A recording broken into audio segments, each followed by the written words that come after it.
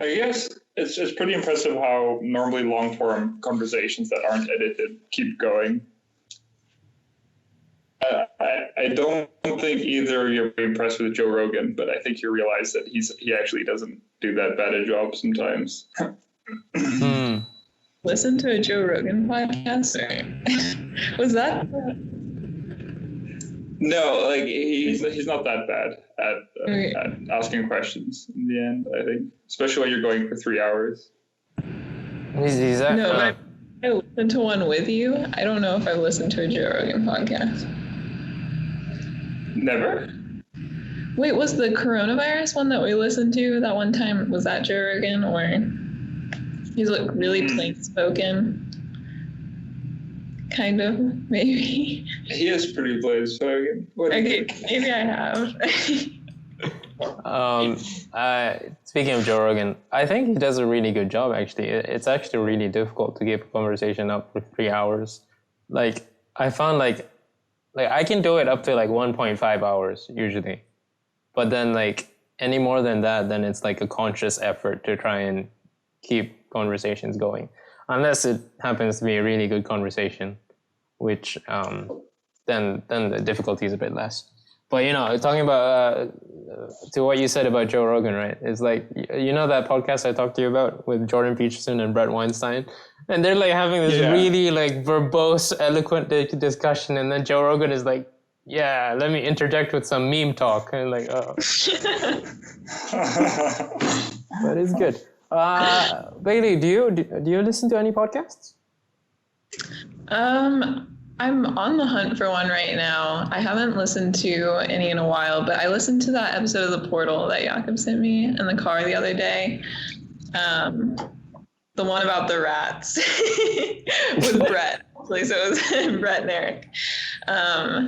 I really liked, last year I found a podcast called Dissect, and it was like long form musical analysis, and the guy would, each season I guess was a different album, and then each individual episode was a song, and he would go really in depth and analyze like the production and the history behind like, or the context behind the lyrics, I guess, and things like that, which was pretty good. But other than that, I haven't really, it's hard. I want to find a podcast that has something to do with like sustainability and environmental science, because that's what I'm interested in, but all the ones I've tried have just been so irritating. But that's interesting to do with music though. I don't know if I could listen to something long form about music, but it seems like from what Jakub has said that your interest is mainly just not mainly, but to do with art just in general. Yeah, I would say I'm pretty interested in art, I guess. And I've taken a couple of classes now, but in high school, I guess it was more of just like a hobby, just like looking at art. I wouldn't say I have a lot of technical knowledge about art or anything. Didn't you say you wanted to give a 15-minute lecture on, what was it, Jakub? Landscape? Ecology. Landscape ecology. That's very putting it. Oh wait, that's not art, is it? It is, in a sense. When Bailey does it, it's art. This is...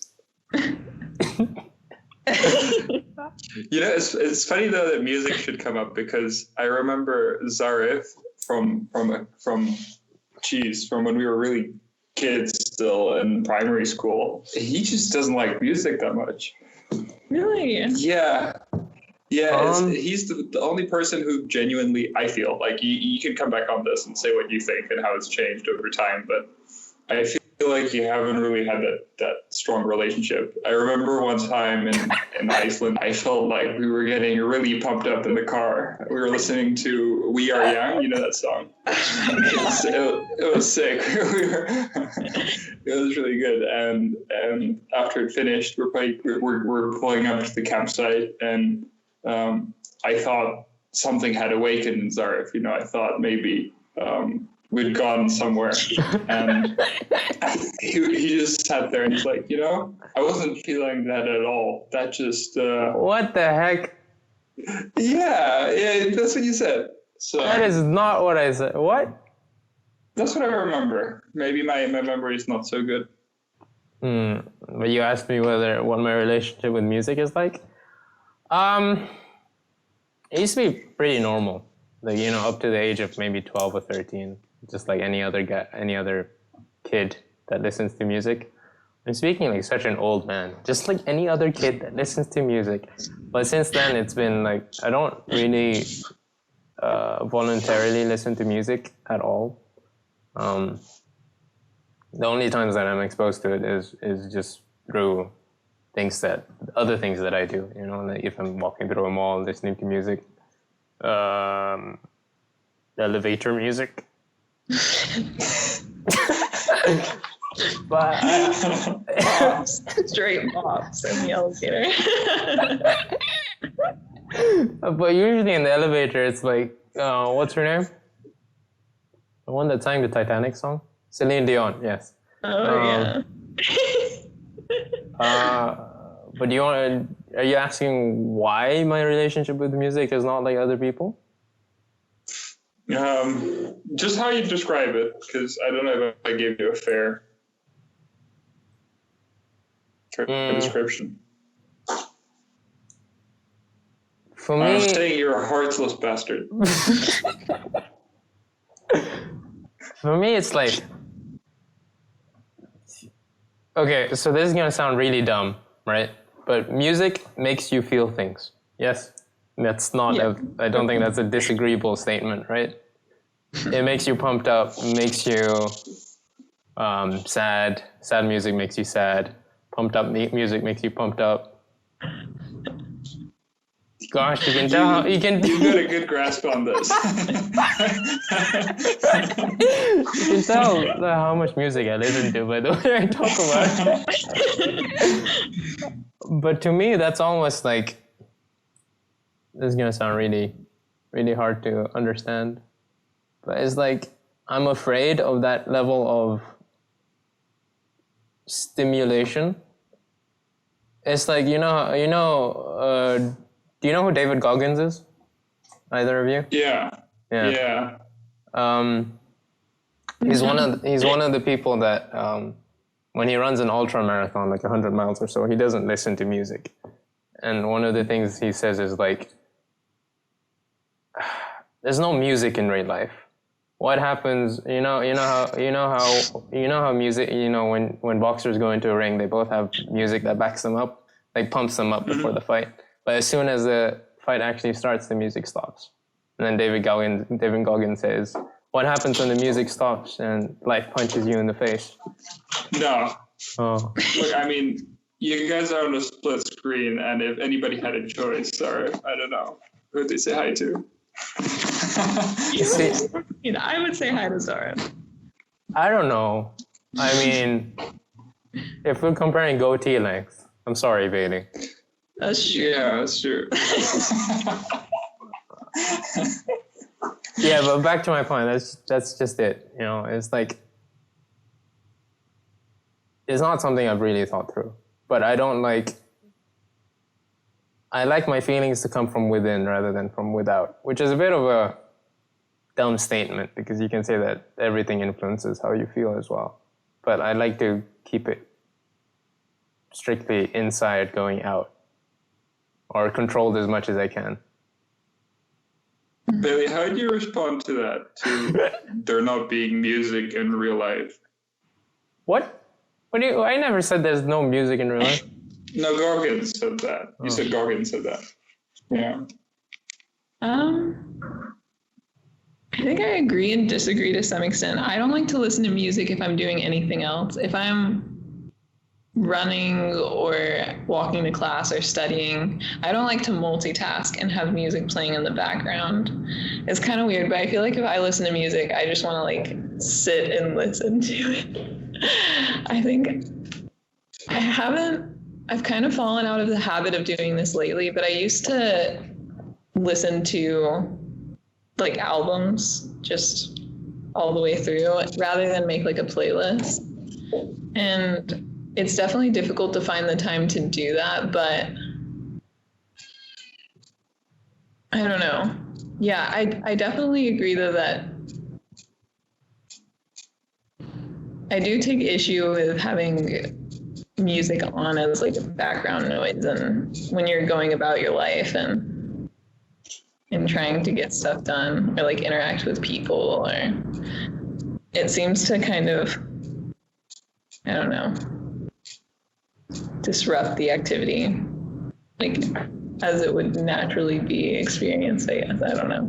I'm not really sure how to explain that either.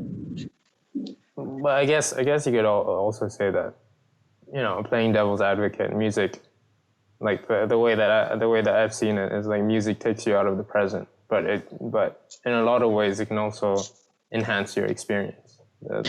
Yeah, I would say it can enhance your experience of the present in the right situation, but definitely not if it's just on in the background and it's not like what you're focused on, I would say.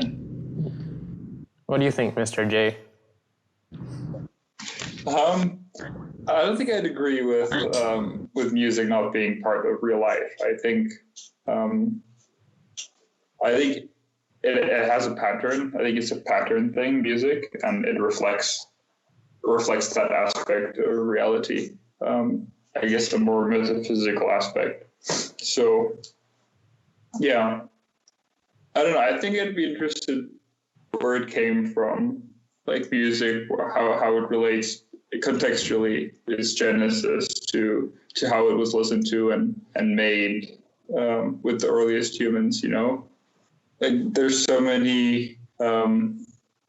When you go around Slovakia and you eat at these, these what is it? How would you call it? Traditional restaurants where they just serve meat and wheat, basically, different forms with cheese and stuff like that. And some animal-friendly restaurants, and they play these. All of Slovakia, all the different parts have their different traditional musics, and it's like very violin heavy and drums and singing and dancing, and it just reminds you of campfires and I guess meat burning on sticks and the wheat too. But it seems like where you want to get at is that music. Your point is that music does play a part in real life. Although, I mean, I guess the most famous music, just like the most famous myths, they have an intrinsic pattern or framework that people generally gravitate towards, which is why something like Pachelbel's canon is so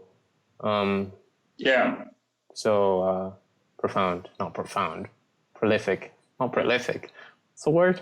It's everywhere. Ubiquitous. Remember those ubiquitous seagulls in year 8, Jakub? Yes, that's the one. Yeah, I got punished for those. That wasn't good. What? Explain. You tell the story. No, it has to come from the mouth of the writer himself. Okay, well, I was a horrible kid to teach. I think I was just terribly pretentious and probably pretty arrogant, and I thought that writing something down and just hitting like the synonyms button on Microsoft Word and then finding the longest word that just looked like it had the weirdest configurations. It had to have a couple of Z, a Q, at least 7 W's, and they had to be, in a row. You couldn't intersperse them. And anyways, so I think one of my intros that Zhariff remembers best, he keeps teasing me about it. I was talking about the beach somewhere, and I was talking about ubiquitous seagulls and stuff like that. And then the teacher, she told me to look up a thing called purple prose, which basically means stop being a pretentious prick.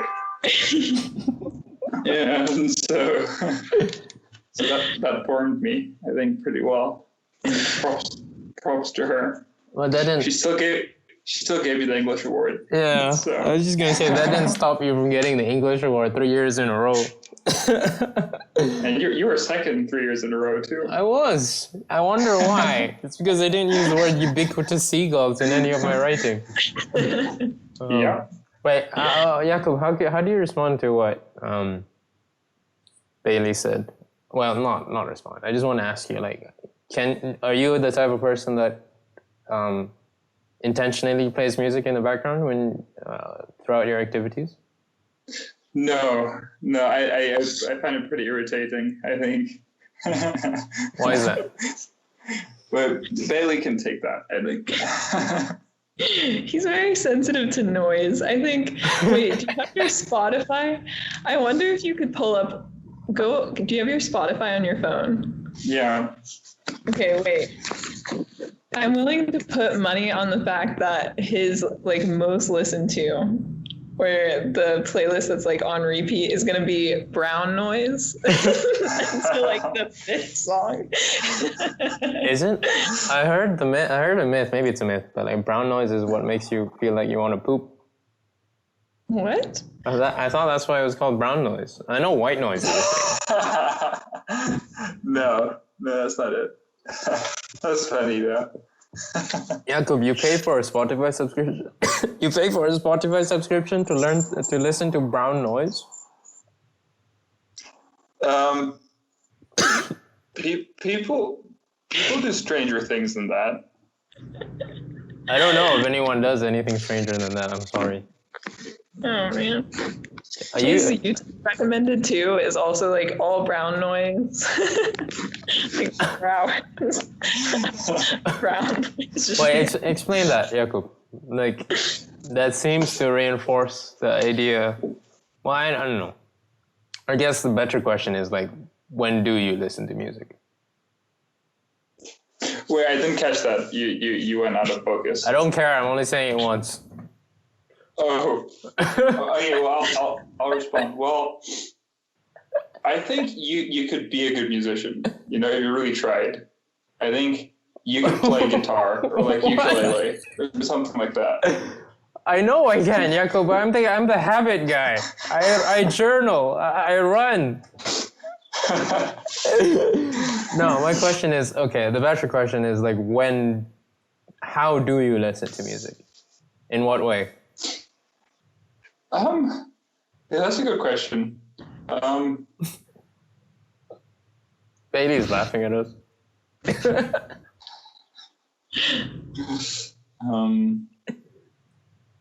Gosh, I guess when I draw, I want to go to concerts. That's pretty much it. You listen to music when you go to concerts? If you can believe that, yeah. So, but it seems from you, it's like... But my dad shows me things too. He sends me like recordings I should listen to, stuff like that pretty often. So. But for you, it seems like for you, listening to music is a conscious, intentional sort of activity. Well, no, that's not it. Well, concert is intentional, but drawing is more like it's. Mm-hmm. I get it. It's not a active physical thing that you're participating in. What do you think about that? Yeah. Does that make him a sociopath? Yeah. No. Wait, is that me? You can respond, Mr. Yeah. Does it make you a sociopath? I don't think so. I don't see any issue with I think music is. Go for it, kid. No, I think music is everywhere though nowadays. I think it's a bit sickening. I think it's really being cheapened by the way that people use it.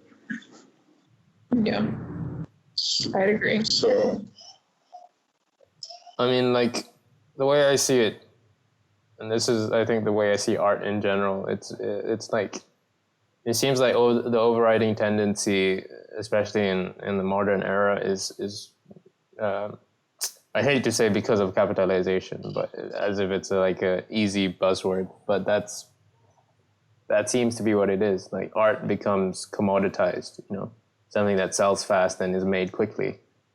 Whereas, you know, if you really sit down and think about art, to truly appreciate it,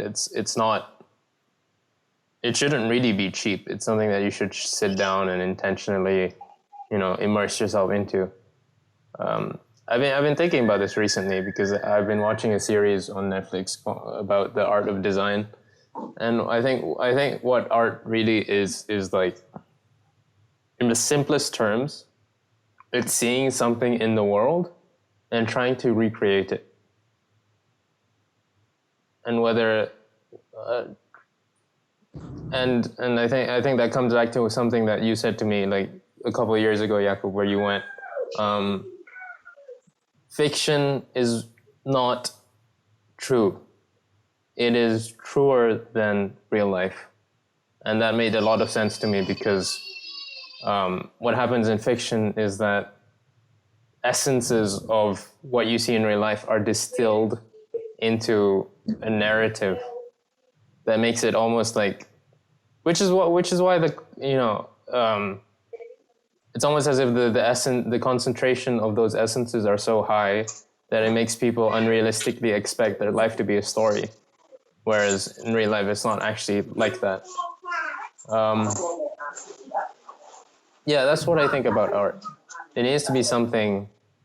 It needs to be deliberate, and I'm not completely against music. I can appreciate it for what it is. It's like any other sort of form of art. Like when I read a good book, or when I engage in a form of literature or poetry, or those sort of things. Yeah. I think it's interesting you say that because it seems like it's more the approach really that makes your experience. I remember, I listened to my dad talk about how when he was a student, things weren't easily accessible, like music recordings and stuff like that. And they would, put money together to buy some sort of record, and then they would go to some guy's house who had a gramophone, and they would listen to it. And it was an excursion, it was something that you did purposefully. No, we have guests over, a cousin, 2 kids, so yeah. They're actually they're twins from the same egg, so they're identical. I love how you would explain that. Yes, I was just gonna say, I was like, that is the exact opposite of what every other person would say. What do you mean? They're twins from the same egg, so they're identical. They're not same egg twins. They go into the placenta, but they each have like this vacuole around them, so they don't actually touch, like they don't interact inside the placenta. But these two, they shared the placenta, and they didn't have anything that like segregated them in the womb. So one of them ended up like leaching nutrients off the other one. Can you tell which one is which? Well, one of them is definitely more outgoing. The other one's very timid. So, yeah. Do you want to respond to that, Ili? I mean, which one would I be? The leached off or the leecher?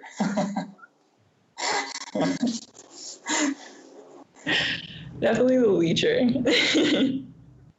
Thank you. But it's interesting. I mean, just to go back to our topic, like people's relationships with art are like differ a lot. I know for one, I'm someone that has kind of grown to appreciate it more. I still haven't really fully appreciated like to the point where I can go to a gallery and stare at a painting, which is something that I know you guys do quite a bit. So I wanna explore that a bit. Like what is the? I guess the question is, what do you do that for? Ego. Wait, let me collect my kid. You should go first. Okay. Well, I don't think you really know why you go. I think mostly it's just really pleasant to do it, to look at those things and to spend time that way. but I think there's something underneath that too, which makes it an experience that you want to do over and over again. And yeah, I think I told you once that it was very much like fiction, like reading books, in that you had a picture, and it was like seeing the world through somebody else's eyes, completely fresh, so objects that you've seen before, motives that you've seen before. Like, there's so many paintings about the Immaculate Virgin Mary, or the three magi, those guys that came when Jesus was born. There's just so many paintings of the same things, and I think they were reproduced so many times, not just because of the story, but also because of the interpretation. And I guess that's why fiction, like a lot of fictional plots, are the same. I feel like. Like just basic hero plots, where there's a bad guy, good guy, or romantic plots, stuff like that. But it's little variations and the personal interpretations. I think that's why you have a favorite author or a favorite style of painting. Something speaks to you more than other things. And even the things that you don't like, I think they open up new ways of looking at familiar things, and also things that are completely new. And I think it's just really exciting to do that. It's like reading a book, but much more, it's just a lot quicker. Mm-hmm. Also, there are really cool myths associated with painting, especially the old ones. So Bailey knows all about those. So officially, Hungarian nights and with cheese, stuff like that. Did you tell him about this? No, I don't think so. The stories are. No, that's Oh my God. So look at this kid, right? This Eastern European Catholic that reads the Bible. No, he doesn't read it. He studies it. He analyzes it and finds all the literary techniques in it. Even better. So usually he knows the stories that are associated with the different paintings, like he's been saying. And so we come across this one painting at the National Gallery one time, and it says Saint Michael. And I don't know if I asked you if you knew who it was or you just started going, but he spins this tale out of absolutely nothing. Like, there's just fabricated this entire story about a saint who's riding from one town to the next in order to warn them that, there's a coup or some kind of military approaching them and whatever. And he comes across a peasant, and the peasant begs him for food. And he's like, this is all I have left. If I don't keep this food and eat it myself, I won't make it to the neighboring town. And he gives the peasant an ultimatum, and he's like, I can give you my bread and cheese. And then Jakub throws in it's camembert, by the way, when he's telling the story. And he's like, I can give this to you and not make it to the next town. And everyone in the town will die, whatever, they'll fall to the enemy hands. Or I can leave you here with nothing, and I can take this and save everyone in the town. And he's like, what do you think? What do you think the peasant says? And I was like, I'm just fully. I thought the camembert part was a little sketchy, but I was just what?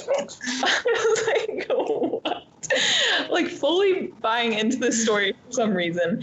And he's like, oh yeah, the peasant says I want the cheese for myself. And so he skewers the peasant essentially, rather than give him the cheese, even though he's offered him this choice and the peasant has chosen incorrectly. And I'm still buying into this story at this point. Because I don't know, in my mind, I'm yeah, the Catholic Church, man, they would give this guy sainthood, I guess. This makes sense to me, which says a lot about my outlook on good politics. Yeah. And he starts to feel really bad because he sees how much I like really believe him. He's like, oh, actually, like the story isn't real, essentially. How did you feel? How did you feel? Oh man. I don't know. It was funny, I guess. I think you felt pretty bad, but look, I think if you looked at the painting, you would think that that kind of knight would screw you, and they would do that to a peasant. Well, if you don't mind me asking, what was the actual painting? It was one of these old, one of the old Italians. Do you know which one? I thought it was Greco, but I don't know. Maybe not. It might have been, actually. It was in the same room that the Grecos were, but I'm not sure.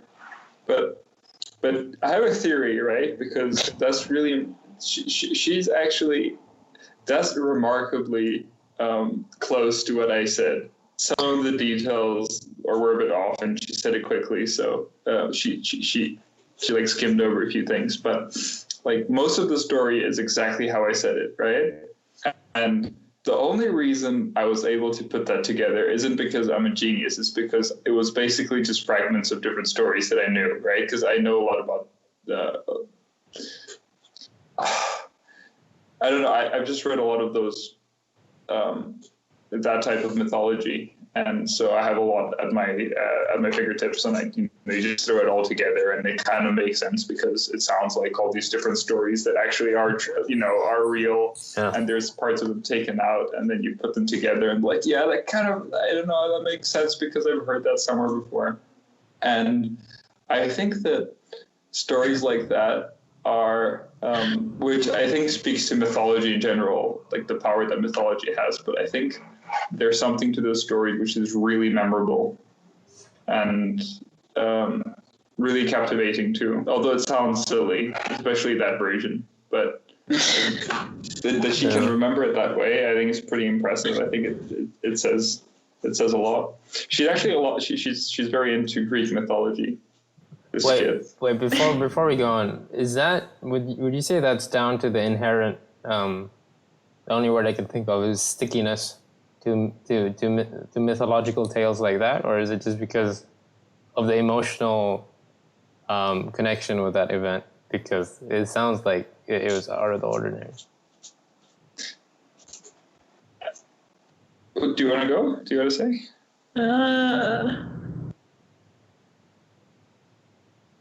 I don't know. But basically, I'm saying, do you remember it because you were embarrassed? Or do you remember it because all those mythological tales, like, they have this sort of framework that sticks to our evolutionary bias? I wouldn't say I was embarrassed. I just thought it was funny. I don't know.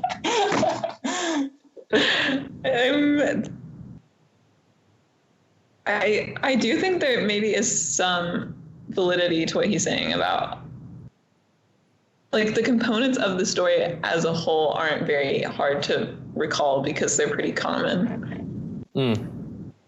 That's this is something Peterson says a lot, right?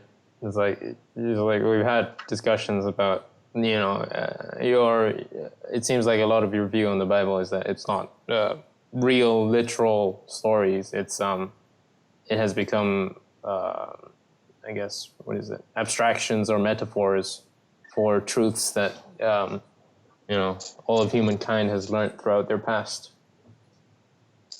Well, I think that it's very difficult to say how much of it's literal and how much isn't. I think it's a combination, but I think you would be doing a huge disservice to the Bible as literature and as kind of a human conceptual achievement if you just saw it fundamentally as a historical text. Yeah. That's interesting because it's pagan.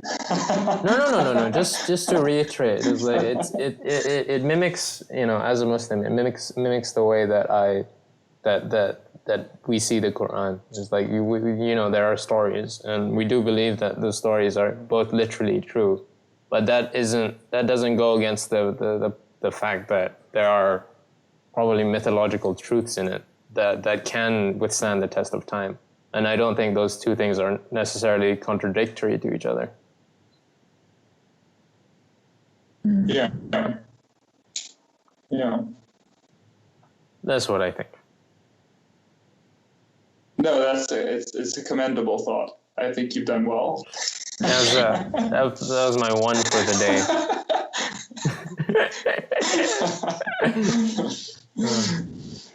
Bailey, what have you been thinking about? Oh, by the way, before you go on, congratulations on moving. By the way, I heard you moved to a new house from Mr. J. So I don't know. You just wanted to mention it. Congratulations. Thank you.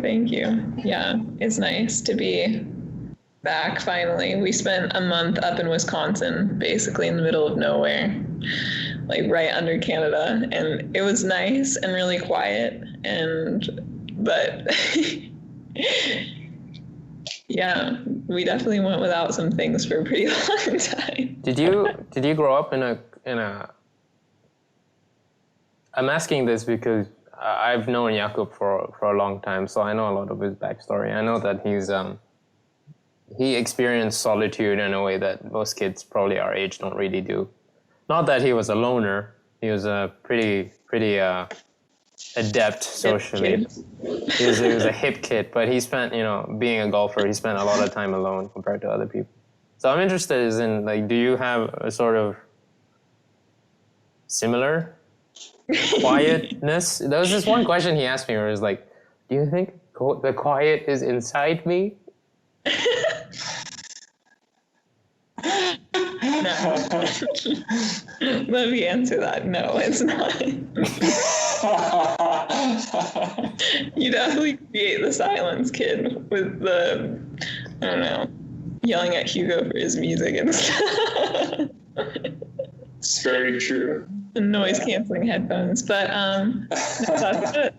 that's an interesting question. I moved around a lot as a kid. I went to over 10 different schools before I went to college, and I moved like states, cities, countries quite frequently. And I would say because of that, as I got older, it became a little bit more difficult to integrate into a new school and find friends when I wasn't going to be there for a long time, because it takes, like, you have to really invest,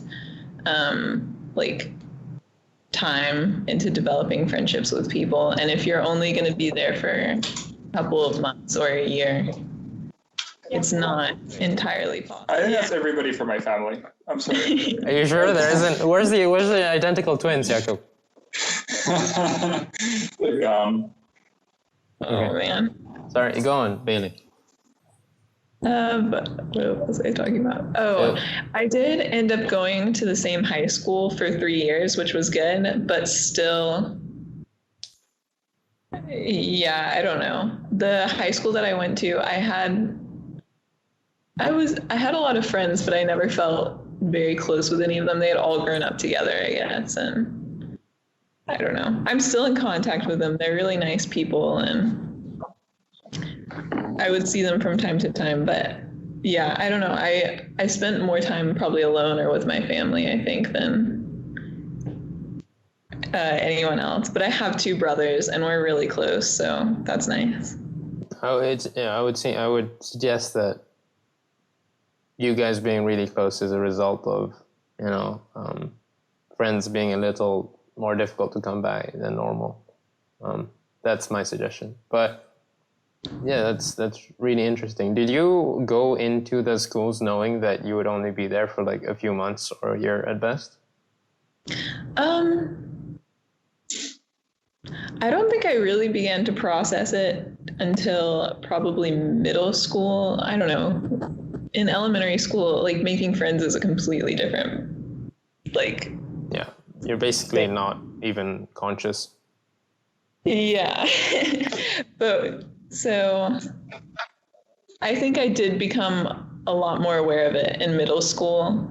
And yeah, maybe to some extent because I knew I would probably only be somewhere for so long, I didn't put in as much effort as I should have to reaching out and developing friendships with people. But yeah. Did that change in any way once you began university?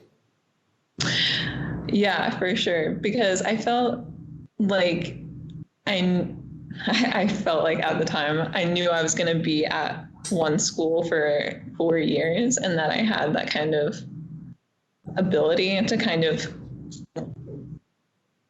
I don't know, develop relationships with people and invest the time. And yeah, you were given that sort of guarantee that you would be able to invest properly. Yeah.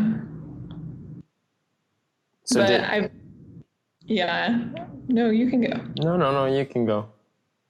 I definitely have a good group of friends at school now. And I've never really been one to keep up with people like after I've moved, but I feel like because I have more of a history with the people at school now, it'll be different. It feels different, even being just home now and away from everyone. I don't mean to like keep questioning you, but it's just interesting to me.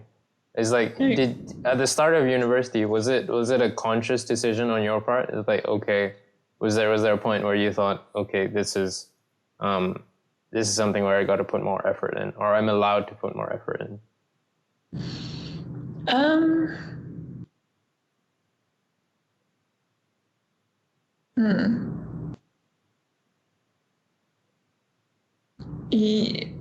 Yes.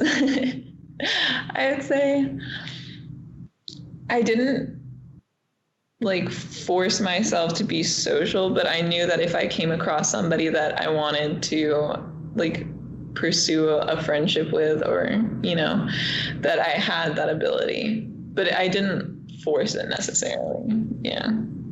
All right. Thank you. That's really interesting.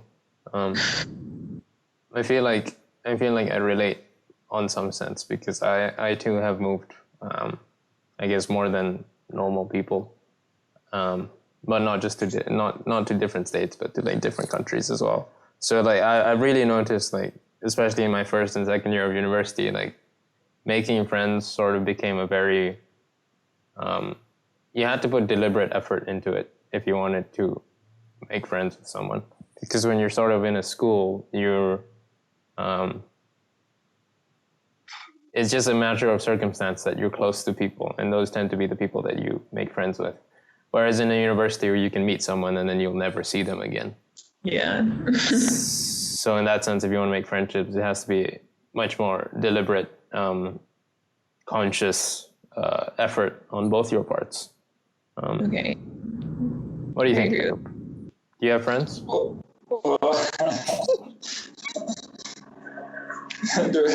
I guess it's just you two, so don't leave me. No, but I think from all the people I've known from back from school, from DC, the Dog College, not Washington, you've really done a good job of keeping in touch with a lot of people back from school. I would disagree with you. I hate chatting. I hate chatting with people. And is that conscious? Like, no, it's just let them go. No, it's because it's cold, but sort of like when you move on to something, it's not a conscious effort that you let them go. It's a conscious effort to be present wherever you are. And one of the byproducts of that is that you know, sometimes you don't end up finding the effort or the time to invest in previous friendships, unless the ones that really matter, which is why we are still talking today. That's true. That's also partly me, though. What do you mean? Hello? Can you hear me? It's just, I mean, why wouldn't you want to talk to me?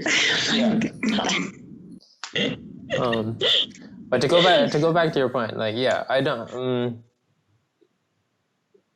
I have kept in touch with people, but I think what has been my biggest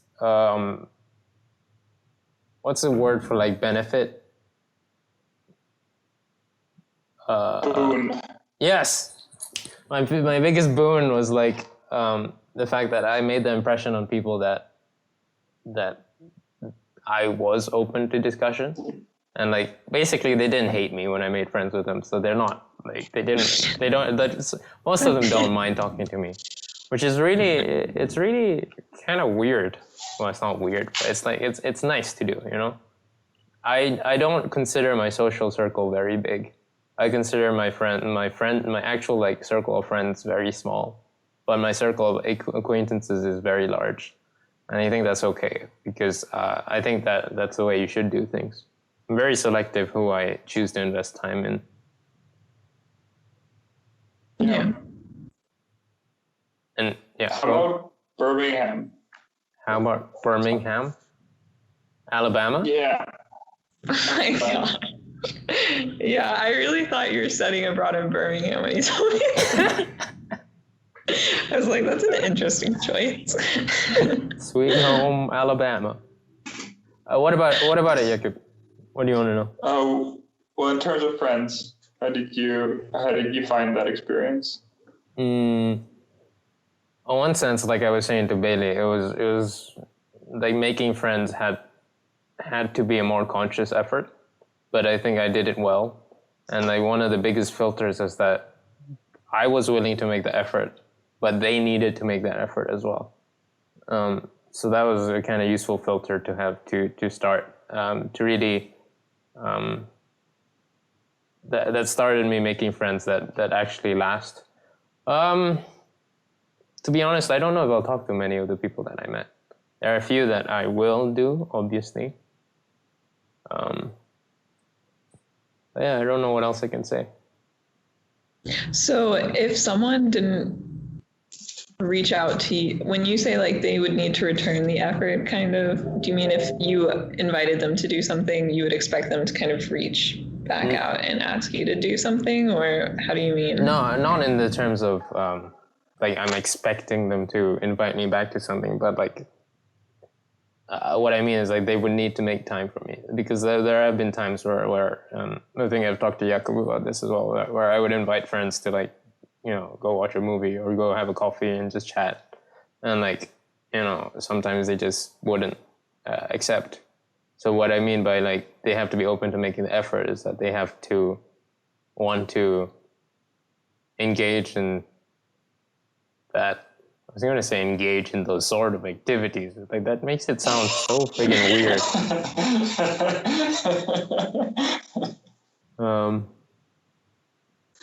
Yeah. So it's fine always being the one arranging the plans, as long as they showed up. Or no, I don't mind.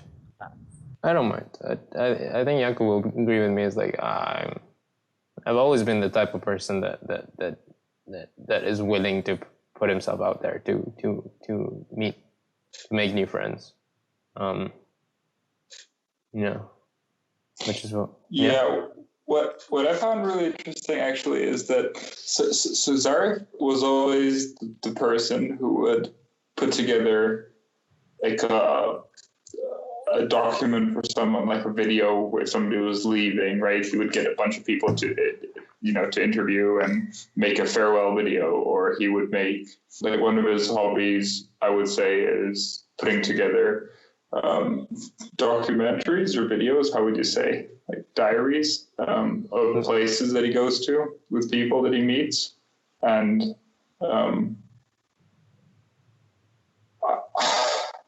I think there's something about it that people kind of take for granted eventually over time, and they kind of expect Zhariff to initiate things and to,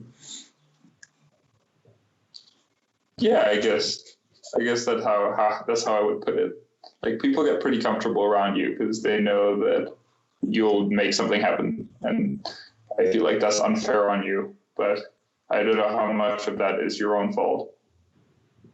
Probably 100%. It's like it's like I honestly don't mind. You know, it's you know, putting yourself out there, being willing to take an opportunity is a sign of is a sign of courage and confidence, and never seemed to me like a big deal to do those sort of things. Yeah, but I appreciate the comment, and I hope that which is interesting, because like one of the things I aim to do with this documentary is, Jakub put it very curtly when he said like I would be amassing a library of souls, and I think that's it's kind of like you're the Grim Reaper and you're sort of like scything everyone up, but it's interesting because it makes these are time capsules, time capsules of relationships with people at certain points. And I think it's a very interesting way to do it. I can have videos, I can have photos, but I don't think anything is more authentic than an actual conversation that you have with people. This is something that I think would be interesting to talk about with to people that are in a relationship. I think, because I am firmly in the boat that I've talked about this with you, Jakub, a lot, but this will be Bailey's first time of hearing it. It's like and please don't think that anything I say is an attack on you, because it's not personal at all. No, yeah. I think when you get into a relationship, when you really think about it on a macro scale, the only thing that can happen is either you break up or get married. This is something I've said to Jakub a lot. There's only really two outcomes. So with that in mind, and being very, I've decided to take that route to the extreme, where to the point that I am not looking for a relationship right now, because I know if I were to get into one in the first place, right now I am not able to get married. And not because I don't want to, but because it's just not feasible because of my financial situation. I don't have an income. That's something that my parents have made very clear to me. It's like, once you have an income, you can basically do what you want. So with that being said, because I have no income, that means I can't get married, and that means that currently for me, there's no point of being in a relationship. So that door is closed. Yeah, that's the short of it. It's thought. I don't think it's a mindset that a lot of people have, especially in these days.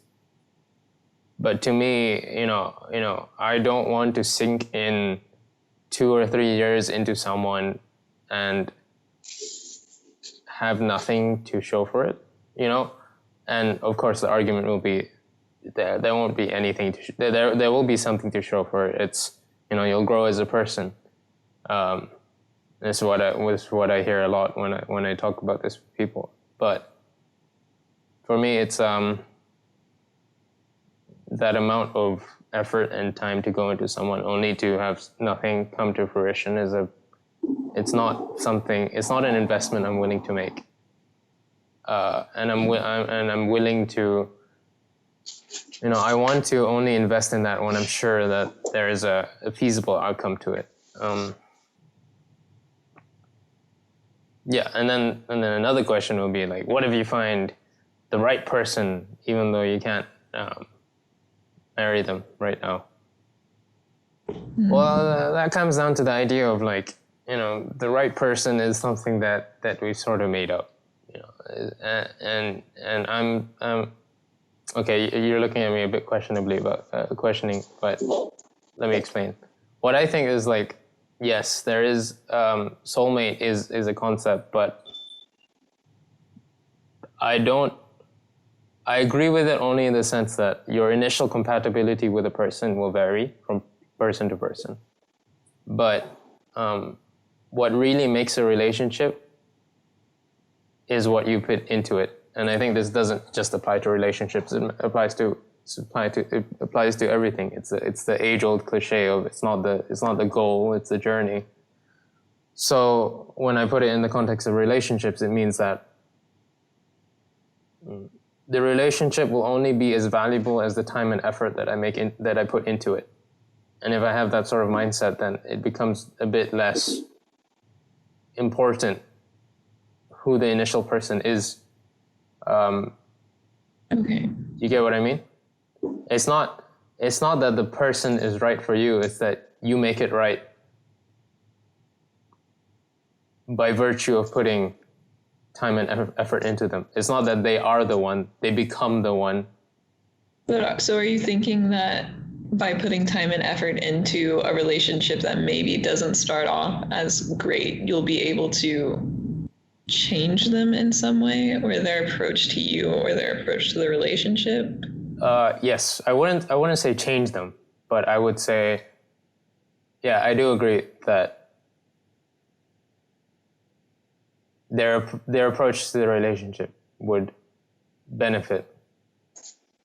Yeah. So that's my philosophy, summarized into short essay. But yeah, that's what I think. There are no such things as soulmates. You make your own soulmates.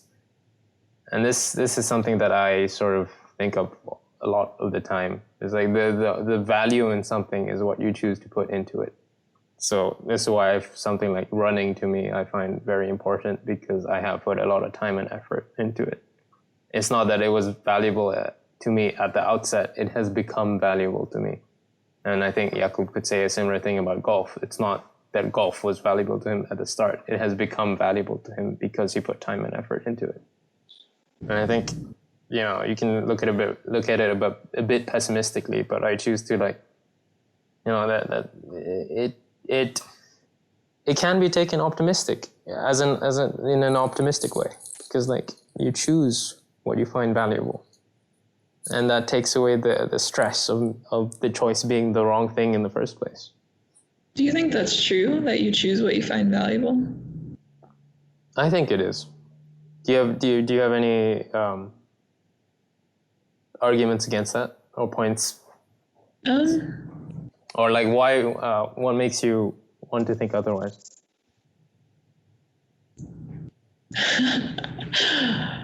Just so many things, I guess. My entire family are scientists and engineers, and growing up, I always tended to put more value, I guess, into reading and art and, I don't know, things that weren't really valued in my family. And I don't really have any explanation for why that is, because like I said, it wasn't like I had a friend group that was kind of molding my interest exactly. I spent most of my time with my brothers, or, and so I don't know why I had this tendency to be drawn to certain things. And then, I don't know, even meeting Jakub, I wasn't really looking for a relationship at that moment. And I didn't really, if I think back on it, I didn't really want one. But it just, became what it is now. And I don't really have any explanation for that. You want to say something, Jakub? I think what Bailey responded to wasn't quite what you meant. I think you guys construed the question a bit differently, but it's interesting because I think Zhariff was thinking more functionally, as in what you end up choosing to value, you value. That's how you make up your world. You have your hierarchy of values and you follow them. But Bailey kind of responded, well, in my opinion, to I think she objected to you implied that there's an autonomy to what you choose, you're in charge of choosing things, and what you choose holds, right? What you choose to value, you can just conjure it out of thin air, but it's not really so, because it's kind of mysterious where your interests and your likes come from, and hence what you value. So it's interesting. It's interesting to hear both of those things. I do agree with you. I'm not saying that you can basically I guess if you were to like look at my argument, you could say that you can value anything, but it's like you got to add some nuance to it. It comes with like everything will always be painted under the context of being socialized as a creature, the way you brought up, and the way you are brought up, and I don't know. It's interesting that you seem to have taken a divergent path to what it seems like your family has taken. Yeah. It's so complex, right? Because, I mean, innate personality is different in everybody. And I think it shapes a lot of what you end up liking and choosing to do. Just to be clear, right? I don't exactly remember all the details, but you started off as more of a sciencey subject, right? And then you transitioned to something else? Me? Yeah. No, so actually, I came in thinking I wanted to be a Middle Eastern Studies major. And then I switched I was in the International Affairs School already, and I switched over to International Economics, and I didn't really like that either. And then I made a huge leap and swapped schools completely, and now I'm doing environmental studies. Kind of all over the place. How do you feel about that, like personally?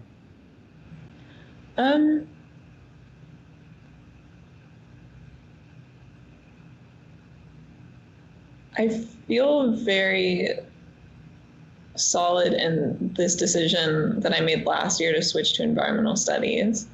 Like, I don't really have any doubts that it was the right decision to make. And I understand to some extent, I think, why I came into college thinking that maybe I wanted to do something more in international affairs.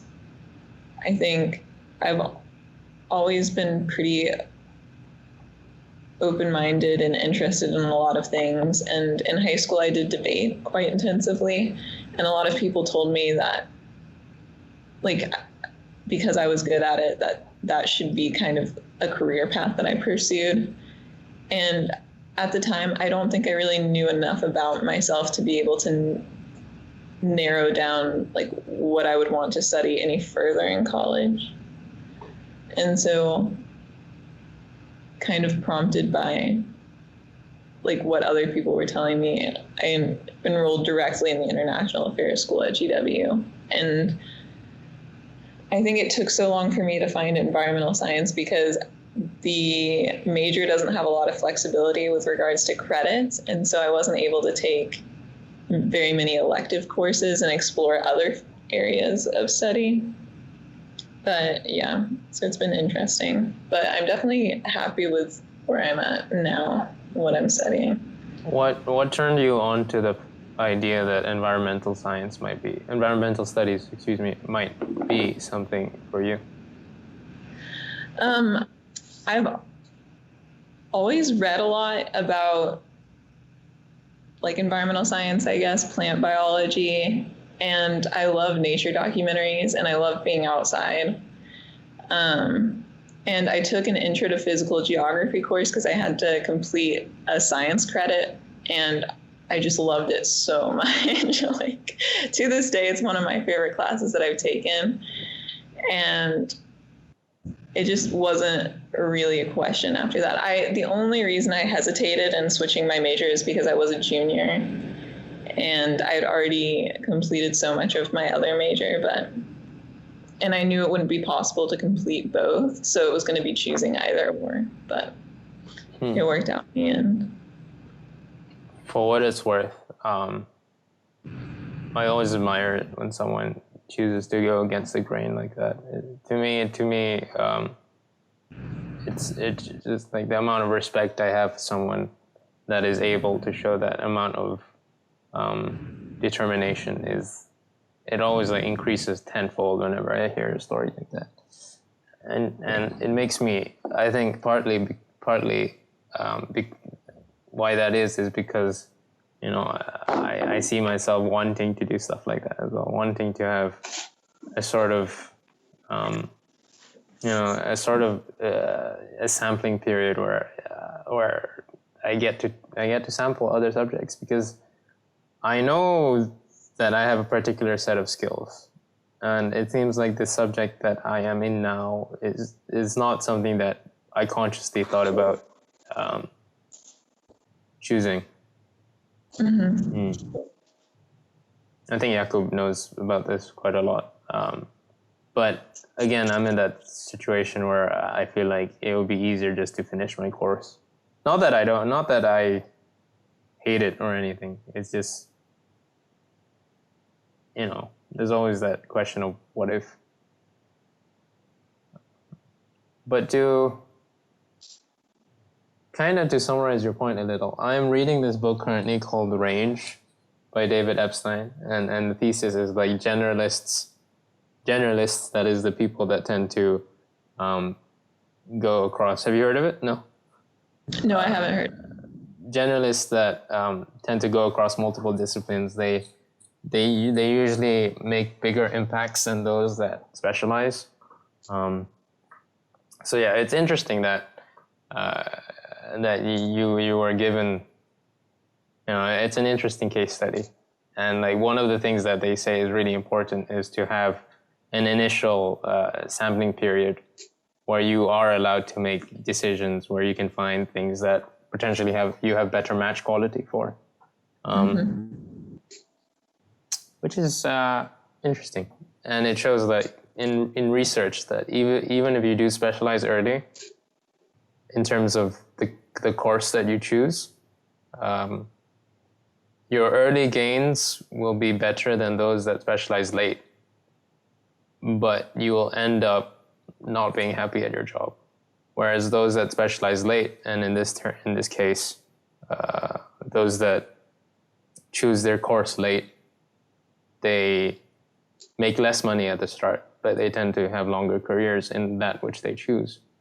But even then, and like that pay difference usually diminishes within like 6 years. So it's not even that big of a deal. Mm-hmm. What areas would you explore if you had the option to? Oof. I would go into good old philosophy. I don't know. I feel like I have a lot of soft skills. Male anatomy. Male anatomy? It's like, this is our specimen. Jakub Hrinda.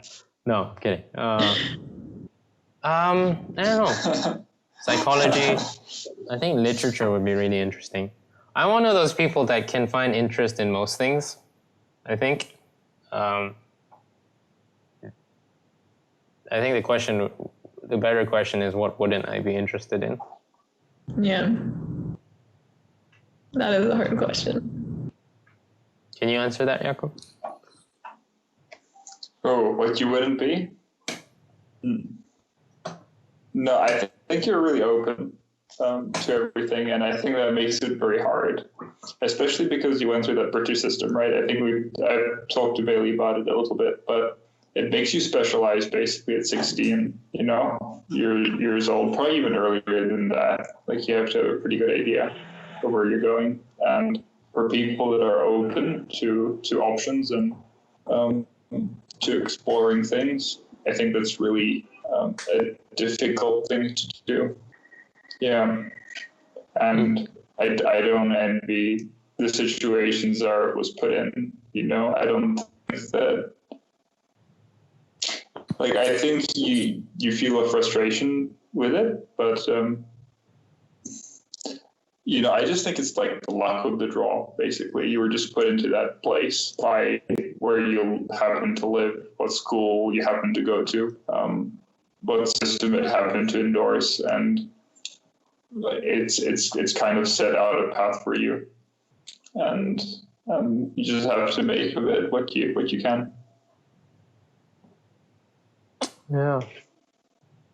It feels like me and Bailey have been talking a while. So Jakub, say something interesting. Wait. Sorry, did you tell me to say something interesting? Yeah, that isn't about the male anatomy, and in specific your male anatomy. Oh, well, that cuts me down. I don't have that much to say for that. Did you finish the clinical tales? No, I did not yet. No. But you guys, I finished Master and Margarita. you guys, Jakub's told me like one of the things you guys really enjoy doing is talking about books, right? Yes, I have so much answer. That has to be true though, Jakub. Yeah, no, I mean, I think it's a fun thing to do, really. But it's not easy to talk about books. What do you mean? I don't know. Wait, Jakub, did you hear me? No, I didn't. Sorry. I asked, what do you mean? Why isn't it easy to talk about books? Well, I think they just draw in so many different things. Wait, you hear me? Yeah. Yeah, unfortunately. Okay.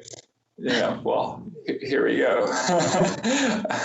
And I think especially when you just talk, there's so much to draw from that it ends up being really confusing, and you don't really know what to focus on,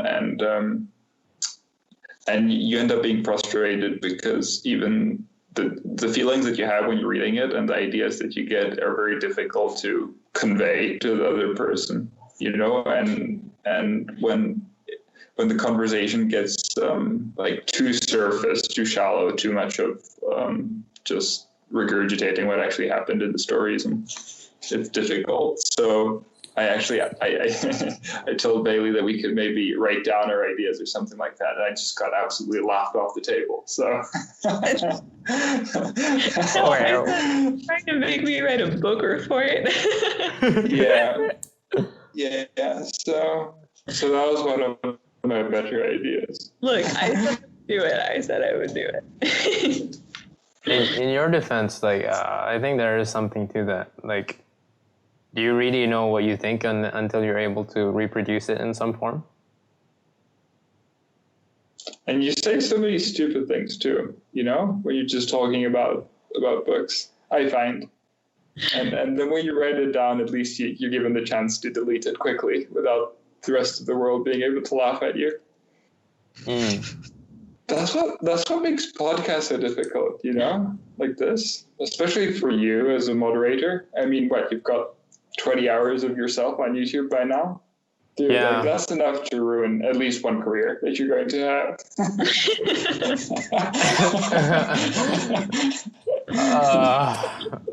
Yeah. It's going to be It's going to be interesting how this grows out in the future. But I want to see how I grow as a person and how I'm able to talk to people as well. But yeah, I mean, when I say output, it doesn't just mean writing. I think talking about books is more than adequate as well, because you can get so caught up in your own thoughts that it's almost bad for you. It's like everything in here needs to be tempered by the real world.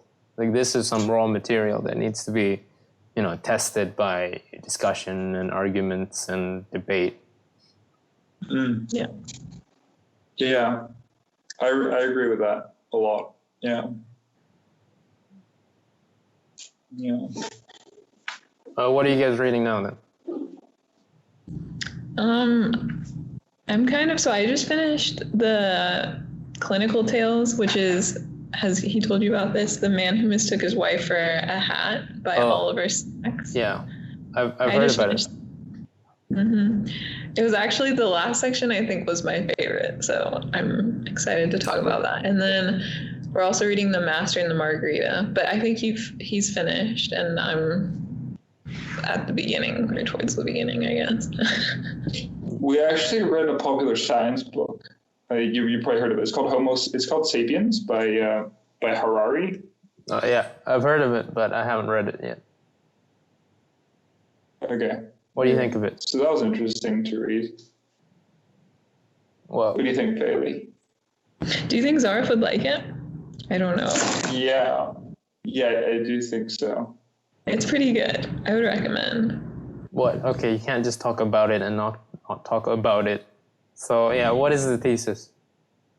Do you want me to go or do you want to go?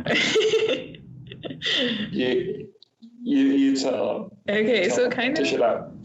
it provides an overview of the origins and evolution of, I guess, mankind and our culture and our economic systems and things like that. And it starts with the story of, I guess, how we beat out our, like, the Homo erectus and all of our other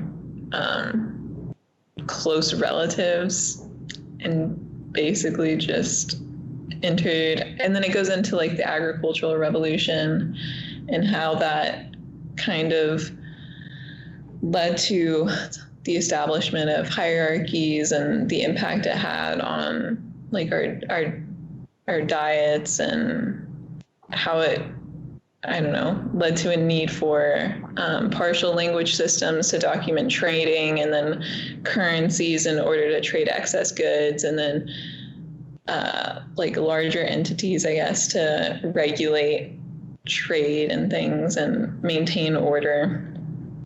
And then towards the end of the book, I guess, he gets a little bit more into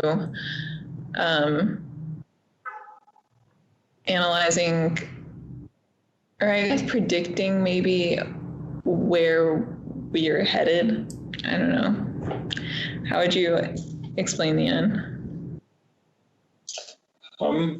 Yeah, I think they were just projections for where humanity's going, psychologically as well. Not only, it was very interesting to read for me because it wasn't dry history, as in you could definitely feel the author and what his thoughts were behind it, especially to do with happiness. Like the guy obviously had a very keen interest in what constitutes human happiness and how we deviated from it in the past, and maybe how history had affected it, and how historical events had affected it, and how they would continue to do so into the future. And I thought that was interesting because it was such a strong underlying theme. Normally when you have historians, especially popular fiction historians, I think they just give a factual overview,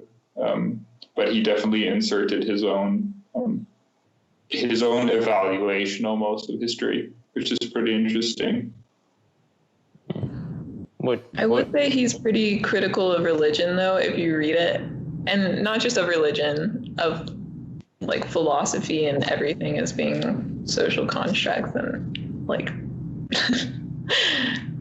basically just entirely made up for the sake of, I don't know, peace of mind. Why do you think he did that? Well, why do you think he has that view? Oh, I'm asking either of you. I thought like you have the right answer. I mean, I think he's right to some extent. Rationally, it makes sense, but I also think he's a little, I don't know. Okay, wait. So his thesis is that religion and philosophy is I guess from what you said, is a social construct. It's like the popular view of it is that it is something that we have made as a process of evolution, and that it has been useful to us, but that underlying theme is like now we don't really need it anymore. We have come to a point in our humanity, or the humanitarian is not the right word. Humanity's lifetime, where it's it's showing its age. I think a lot of people would say. Yeah, well, I think it's kind of offensive because he sees it as an efficient tool to organize large groups of people, but he's kind of heavy-handed with how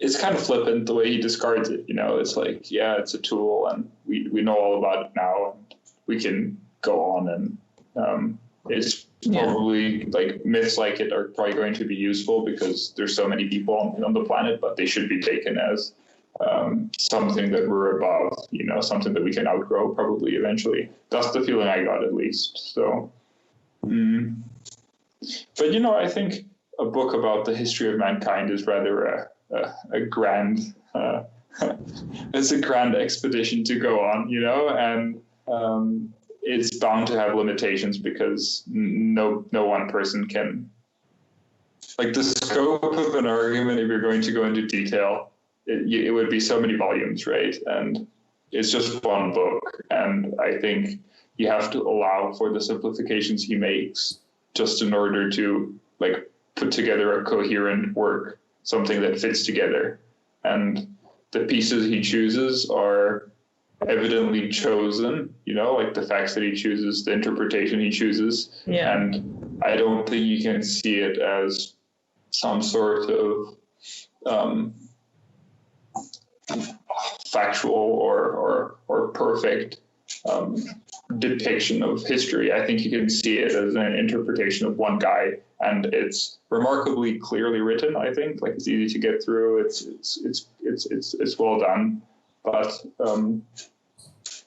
everybody will react to it differently, I think. So I think you'd be interested. To that point, Bailey, you did say previously that there were some parts that you agreed with. You know what those are? With his thesis, that religion is not.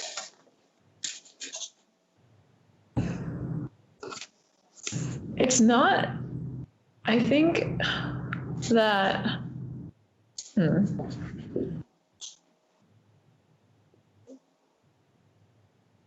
I mean, I think religion and philosophy and any kind of art form are inherently iconic, and they represent truths, but they themselves are fabricated as a mechanism for spreading those ideas, and so it's not that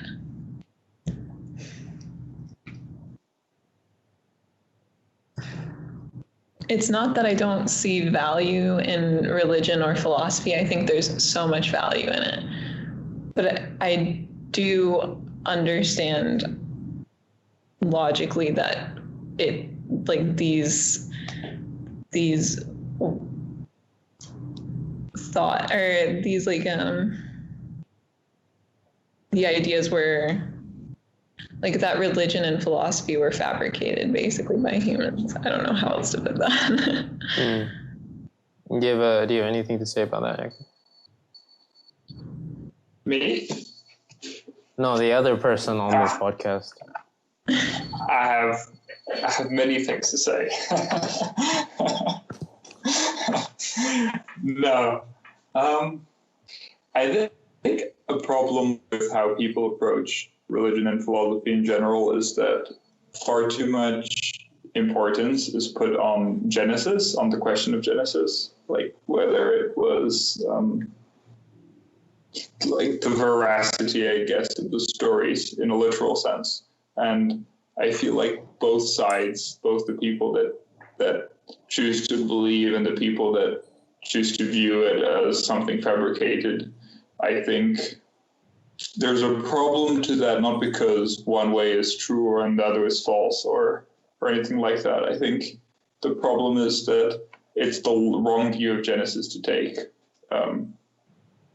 because it stops the conversation, I feel like a lot of people, when they choose to believe, they stop listening and they stop exploring kind of the foundations.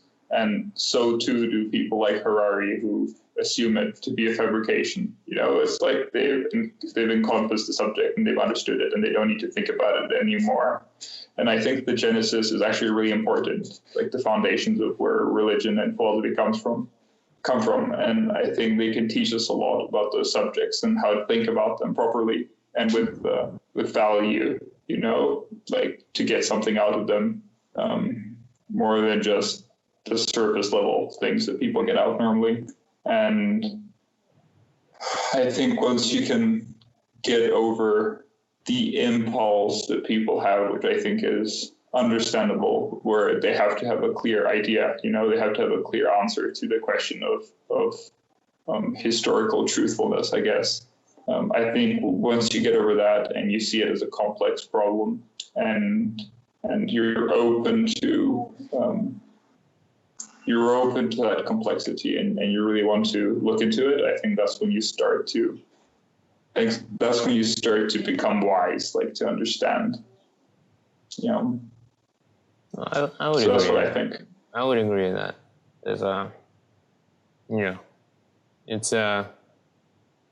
It's difficult. It's really difficult to understand something like that. That I would contend to say that not just the question of Genesis, but you can get into everything. Everything is nuance. Everything is not simply right or wrong. And actually black and white turns out to be the exception to the rule rather than the rule itself. And everything are just shades of gray. But the problem with that is that people tend to gravitate towards easy narratives, which is why when you go on social media, like the prepackaged narratives that you get is like there's a good guy and there's a bad guy, and this is the story. This is, it's what sells, and that goes into thinking whether something is wrong or right. It's easier to process something like that. To actually sit down and think about the nuances of something is profoundly difficult, and most people don't want to get into it, which I think kind of generates the problem of, this is the problem that I've had. Like, I realize that there are so many things with so many nuances in it that most of the time I just don't want to lay my hand on anything. It's like, I know the amount of time it will take to research this topic, so I don't really want to step into it. So, I mean, that just, when you have a thought process like that, it just tends to sharpen the problems that you choose to explore.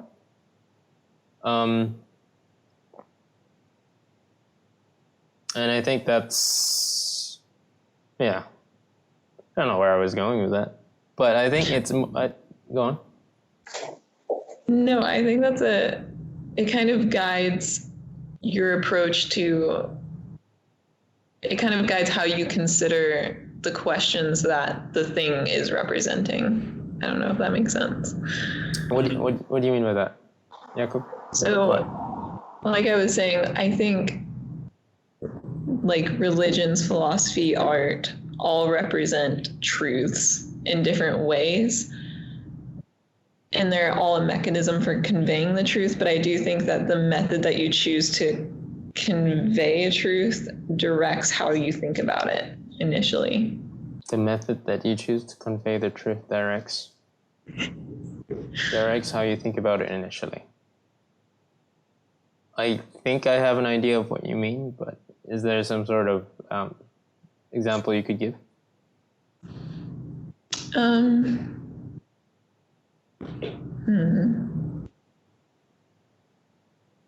So this might be a bad example. I might have to do a different one, but with like Cubist art, like they're representing something very real. It was like a movement of artists who wanted to open up form, like basically facet form, so that what was conveyed was the fundamental components of like a thing.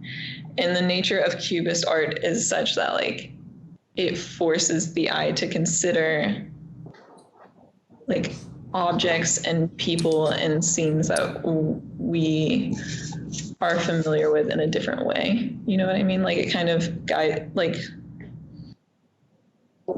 that sort of perspective forces people to think, literally view things differently. Right. What do you think, Jakub? Yeah, I think I agree with that. I agree with the multiplicity of perspectives.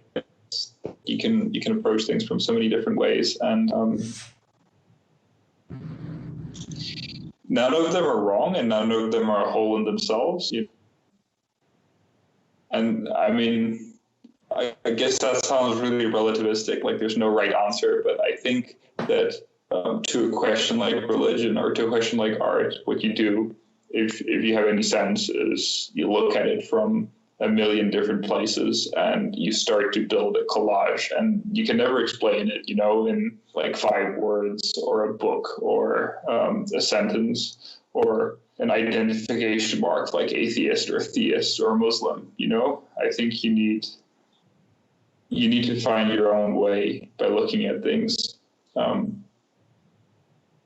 personally, looking at them individually. And it's something that remains personal.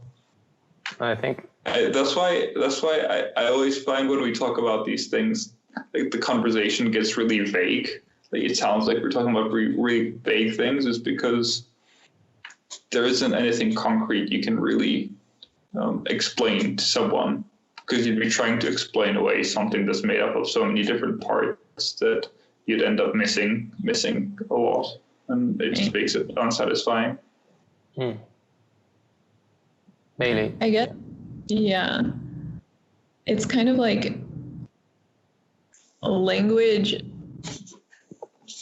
is so limited, it becomes tricky to transmute like thought or experience or things as they really are through like writing or speech, because the transmuting process just like muddles everything so much. Like so much goes into that, like selecting the words, and things get left out or not captured. And that's why I wouldn't ever discredit religion or philosophy or art, because I think what like artists and philosophers and prophets are trying to do is communicate really vague and ambiguous, or not ambiguous, but like ideas that cannot be conveyed by means that we have available to us at the moment.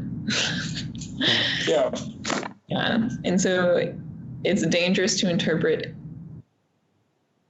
things like religion or even like speech and language literature very literally, because it's just not capturing the entire essence of the truth or of the thing. But just to push back on your point as well, it seems to me like you don't, no, I understand that there is some danger of taking a piece of literature literally, but I would say that there's equally some sort of danger as well if you go too far on the other side of the spectrum, where you are, I don't know, there are things that have truths in them, and you kind of it's a gut feeling that you know that there are truths under it, and there's something deeper in it. My point is just that there is a danger where you can venture so far into something that you no longer have any sense of right or wrong or what you want to do with the information that you're looking into. Yeah, I agree with that. You can't project. You have to apply more context to the thing than is being presented at face value. Do you have any thoughts here? I don't think I agree with that completely, because there's only a danger of that if you approach it the wrong way. I think the approach is really what matters. I think what we're talking about right now is it's not any concrete example of religion or philosophy. Like we're not debating some kind of axiom that we all have a different view on. I think what we're debating is the spirit with which you have to approach your questioning, right? Like everybody has to do it in their own time by themselves, but there seems to be a spirit by which you can get the best results, like something that's optimized for this kind of pursuit, right? And there's a really good story about that, actually. Well, like, partly in one of Nietzsche's writings, in Zarathustra, he talks about how people go through a cycle, and it's from camel to lion to baby, right? Like that's the idealized cycle of Nietzsche. Explain that to me. Right. So the camel is the person at the beginning of their life who adheres to the rules kind of blindly, because what the fuck do you know, right? So you follow the rules and you think about them, but you follow them, like you keep to them, right? Because something has to structure you. And then you're the lion. The lion is the person who realizes that the rules are kind of arbitrary, whether they're religious or scientific or whatever it is, right? And like it's different with science, but anyways, like it's the same idea, is that you start to question things and tear them down and reconstruct them and find where they came from, right? And you can reinstate them or you can overcome them. And you have more of a grasp on them because you're not a slave anymore, but you're something that's equal to the rules because you've been through the slave stage. And then you're a child at the end because you can see things with fresh eyes, right? Nothing really, your approach has changed. You see the world as a child sees the world, like innocently. Yeah, I'm not doing a good job of the last part. Sorry, finish your thought. But then there's a good story, and this was in the essay writing guide. Do you remember? Wait, I don't know if you read that, but I read it twice. I haven't done it yet. Oh, okay. I guess it says that story about how some guy's caught a sheep that fell into a hole, but it's the Sabbath day, so he doesn't know what to do, right? And then Jesus comes along and he's like, if you know what you're doing, you can go get the sheep, but if you don't, then beware. And that's and it's explained too. The parable's explained, and it says that if you're a master of the rule, like if you understand what the rule is for, then you have the flexibility to move around it. But if you don't, then you're in big danger of flaunting something flouting. How do you say that? How do you speak English? Flaunting. Something that you don't understand fully, right? And then you can fall prey to it. So. But again, I mean, to push, would that imply that, okay, the way that I sort of understand that is going back to the first principles article which we talked about. You see, the way that I sort of understand that, Beatty, you know what first principles are? First principles of? It's just of anything. It's just a general concept. Yeah. It's not. Could you? The way I understand it, it's the foundational building blocks of anything that you choose to participate in. So it's like you can't get any more compositional than that. So for example, like in a sports game, in a game like soccer, the first principles would simply be the rules. That's all there is. For something like physics, the first principles are the very, very most basic equations that you can come up with, which is why you'll have something like, okay, derive this from first principles. So basically it's, and the benefit of first principles is that once you know something from the very foundations, then that sort of rids you of all the the way that I think about it, and I think it's easiest if I explain in terms of an example, is like the first principles of anything is the building blocks, right? Right, okay. And once you have these building blocks, you can build anything you want with it. But what people have done is that they've used these building blocks and they've created certain structures that are easily fit into places. They're like certain set structures. So the benefit of having these building blocks is that you don't have to follow these structures, and these structures are analogies to other, to just common ways of thinking. So once you've gotten rid of that structures, you have the building blocks to be able to function in a way that doesn't follow convention. At least that's the way I get it. Did I do a fair job, Jakub? Yeah, that was good. That was good. Okay, so the way I understand, going back to Nietzsche's baby, is like once you get to the stage where you're a baby, you sort of view things, like afresh, like you say. You only see the first principles of things, and in a way, that's the only things you can't say. I don't know where I was going with this. Like that tangent has left me completely confused. No, that's good. I liked it. I like it. I think you're right. Yeah. So wait, what you were saying? What were you saying? You made a point after saying Nietzsche's baby. Okay, yeah. I was gonna say, you could go so. I mean, yeah, I do agree with you. Once you have the first principles of something, it's like I wouldn't say that you are able to ignore the rules per se. It's like just because you to go back to your example of the Sabbath. I don't think coming to a conclusion that you can. The danger is if you know the theory is if you know the first principles of anything, you can do whatever you want because you can sort of rationalize it in a way from first principles that could sort of make sense. You get what I'm trying to say? Mm-hmm. Yeah. Well, I think you're right to say that it's best to err on the side of what people have done historically, right? Because like traditional knowledge can't just be discarded because it obviously works. Otherwise, it wouldn't be, traditional knowledge in religious form. It wouldn't be preserved if those things didn't really work. Whatever society they produce, like that society obviously functions enough for them to produce a document that can then propagate the society. But so it's definitely the right side to err on that thing, error on, and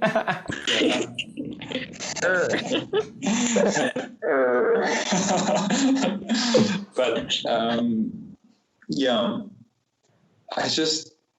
I think you have to have the ability to step back and reconstruct a rule from first principles when things start going badly for you, right? When it stops working.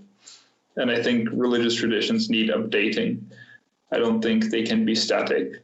Like the idea that a document is final and it can't be revised and it's the perfect document, I think opens it up to inefficiency in the modern world. And then people that adhere to that logic or that belief, they have to end up twisting, severely twisting the rationality in order to justify things that by modern standards aren't justifiable. And I think that an easy way around that, or not an easy way, it's a difficult way, but it's the correct way. I think it's the way that enables the whole structure to be preserved, I think, is that first principle kind of method where, okay, you have all these traditions and they're not worthless, so let's not treat them like that. But when one of them falls out of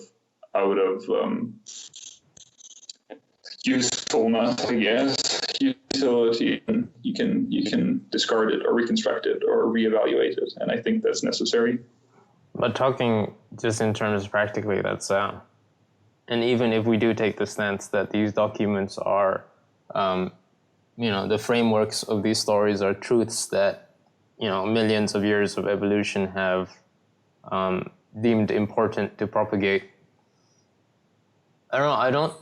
It's very difficult to say that something like that needs to be changed. And even if we were to do that, how would we even begin? Because it's not like we have the luxury of spending millions of years trying different truths out to see what and to quote unquote update these religious texts. Mm. So I guess maybe it would just be who has the authority to actually step in and try it out. But and then you could say that the individual has the authority, but that's like you're saying. Then the other argument is that you're saying that the individual has more say on what's right and what's wrong, based on what works for them, and discard millions of years of evolution And that to me is not something that squares very nicely. I don't know. I think saying that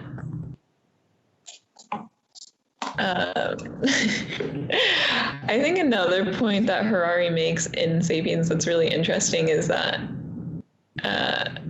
history and like evolution, saying that these religions and philosophies are inherently good because they are the outcome of, you know, like thousands of years of history or whatever.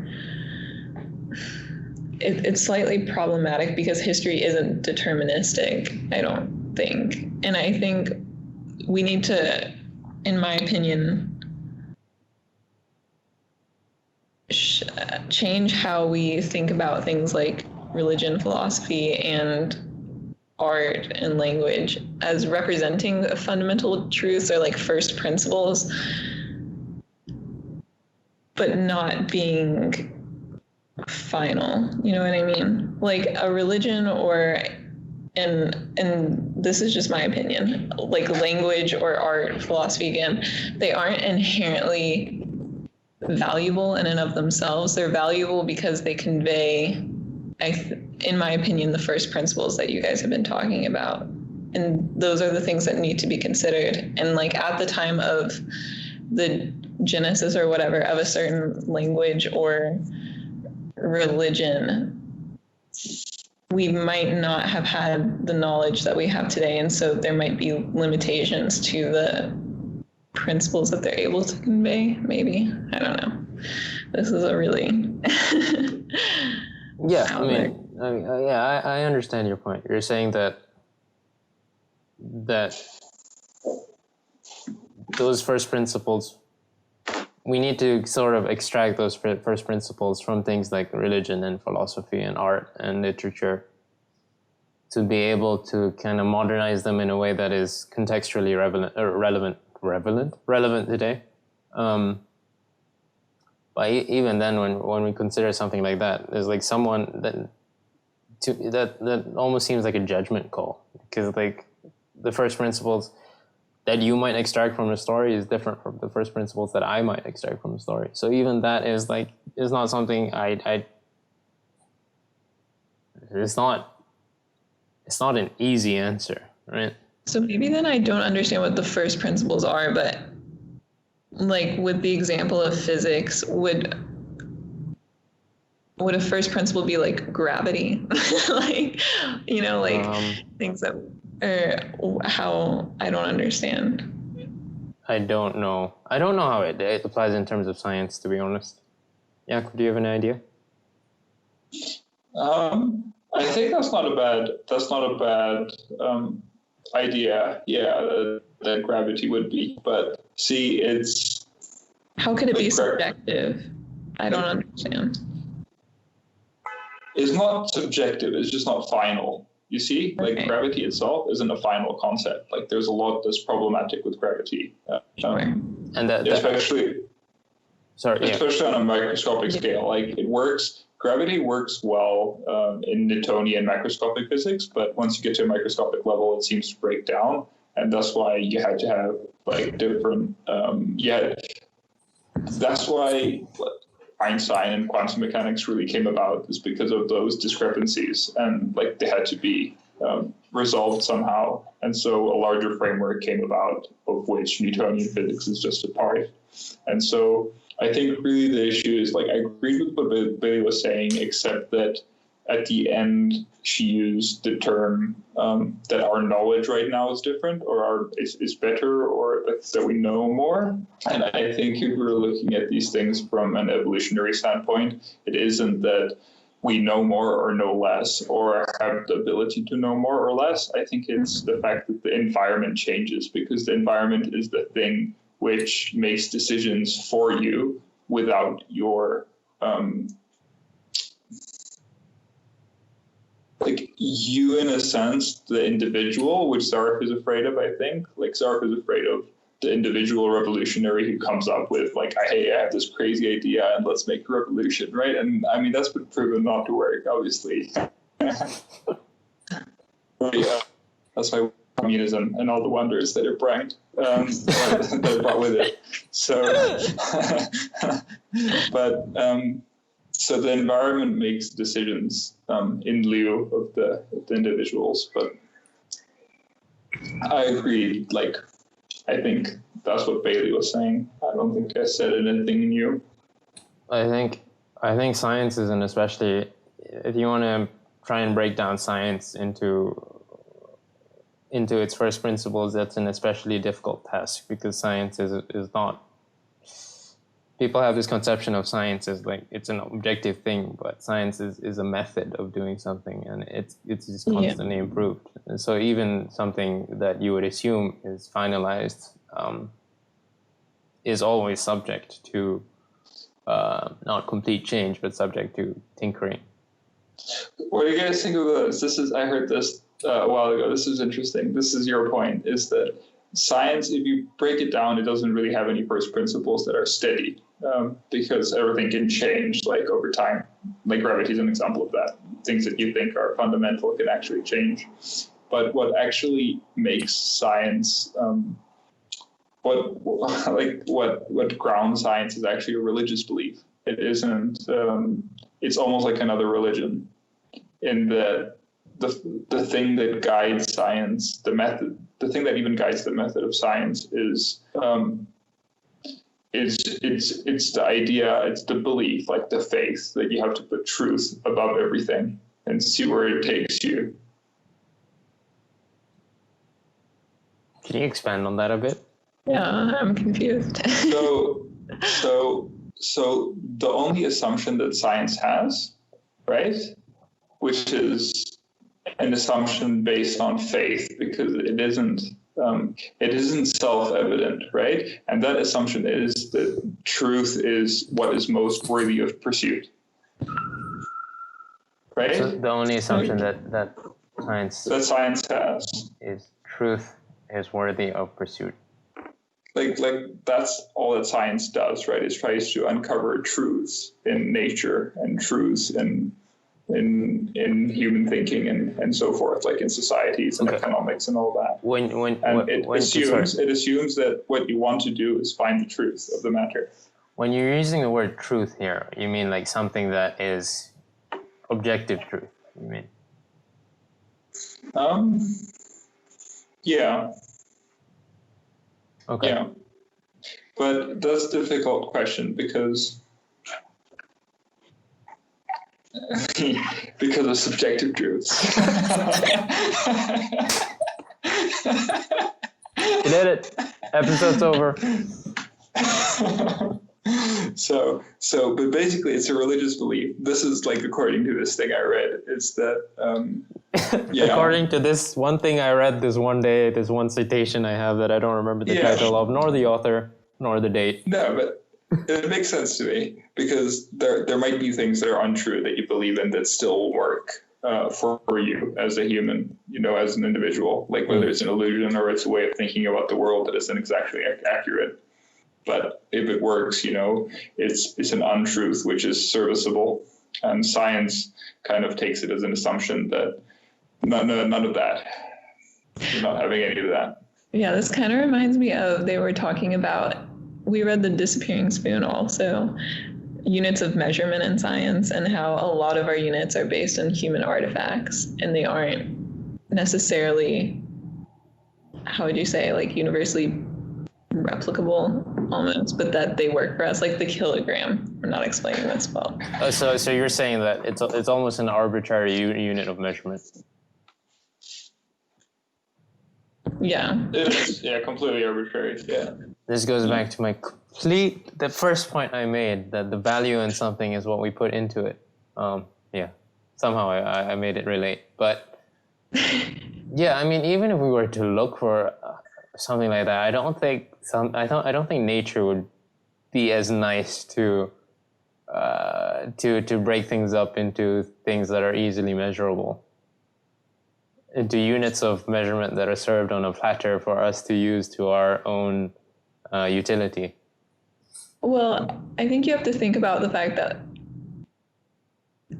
empirical data and numbers are iconic, right? Like they are representative of like a phenomenon, but they themselves are also like constructed to some extent. I think we would have to change how we measure or identify patterns in order to do that. Like we wouldn't be able to use our current methods or means.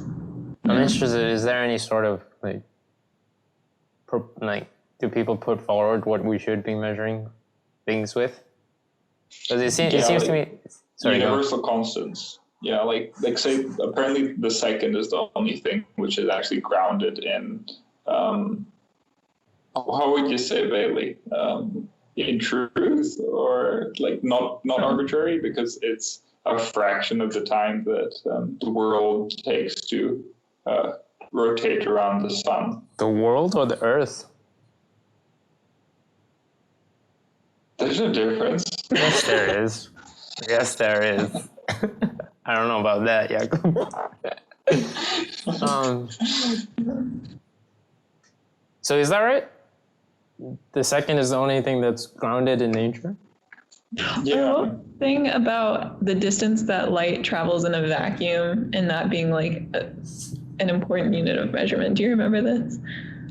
Yeah, I've forgotten though. I remember what you're saying, but it's because you didn't attach a tail that included cheese in it, Jakub.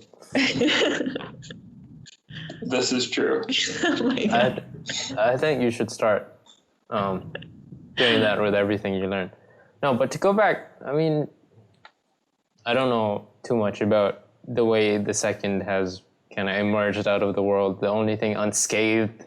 But to me, it seems that even that is a subjective valuation, because then we have to kind of presuppose that the world isn't we're presupposing value onto our being on Earth in this solar system.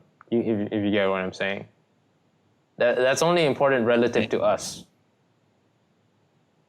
But it would exist without that. Like if we disappeared from the Earth, like it would still rotate around the sun. Okay, so if the Earth disappeared, then the second wouldn't have any meaning. You know, that's interesting, because I don't think anything is relevant without us. My boy's got a point. Like, why the fuck would you care what the rocks think? You know, it's like the only thing that. Yes, yeah. Actually, the only thing that matters is me, because otherwise.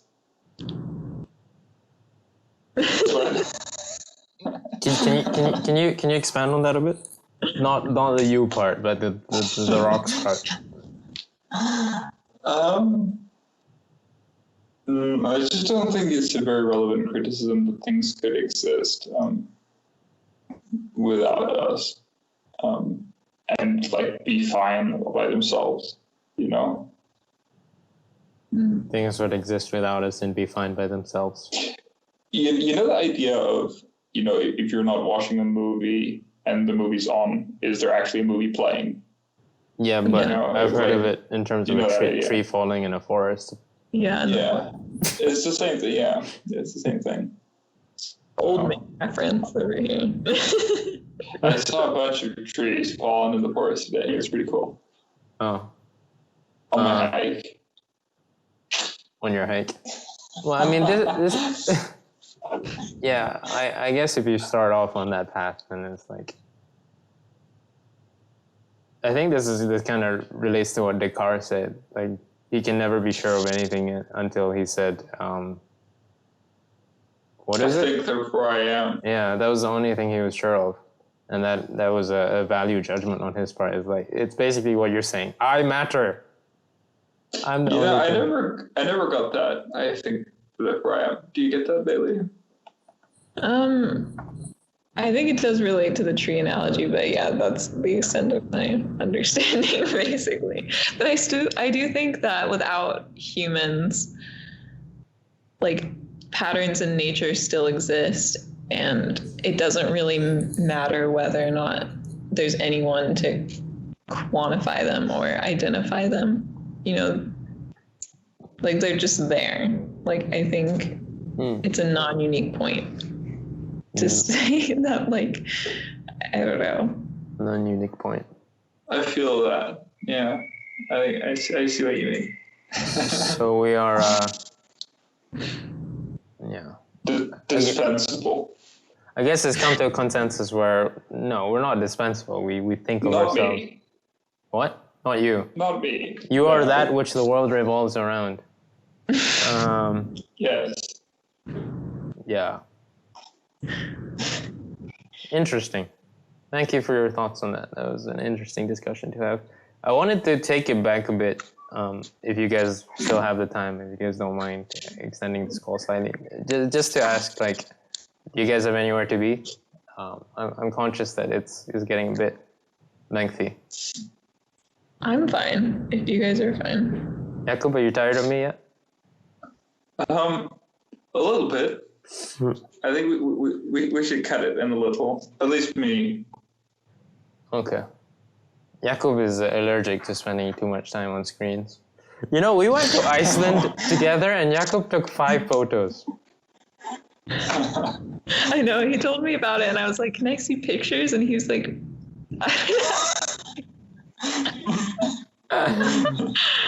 so that was good. I wanted to ask, like, you know, I think that image you brought up, Jakub, where you kind of referred to our experiences of the world as a collage, and what you do is I think the way you said, if you have any sense, is something that Peterson says all the time. So you've been picking up some of his phrases. I am a disciple. You're Peterson disciple. Yes. I think that's a very beautiful way of saying it. And as you view the world in different contexts through truths such as art and literature and philosophy, you kind of color the collage in a way that affects the way you see the world. Is that, I guess my question with something like that is that, you know, when something resonates with you, taking it back to the example of a collage, is it because it already matches up nicely with the colors on your collage? And so in that, is it simply reinforcing what you already have? Yeah, I think that's a tendency, definitely. I don't know if it's a good one. What do you think, Bailey? Confirmation bias. I think, okay, to be honest, it's a bit of a non-question, because like you can go back to like the way you see the world is a result, it's deterministic. It's a result of all the experiences you've gone through in your life. So the things that will resonate with you are the things that only can resonate with you. Yeah, like, have you noticed when you read something new that you didn't know before, or you learn about something, that it keeps on coming up, like in places you didn't expect? You'll see references to it in news and so on.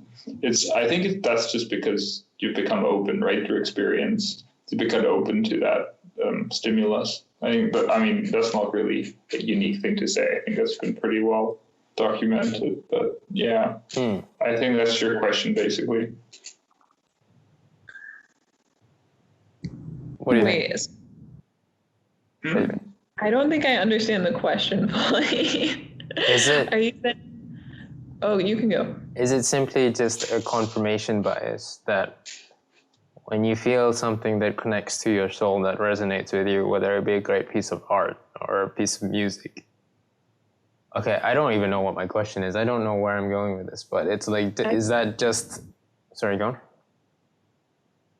I don't know. I'd maybe say no. I'm thinking about, it's interesting that you bring up art, because I think about the pieces that I'm drawn to or that are my favorites, and they're all very different, and I'm not sure. Can you stop? I'm not sure that there's anything kind of... There's not even a medium or a subject matter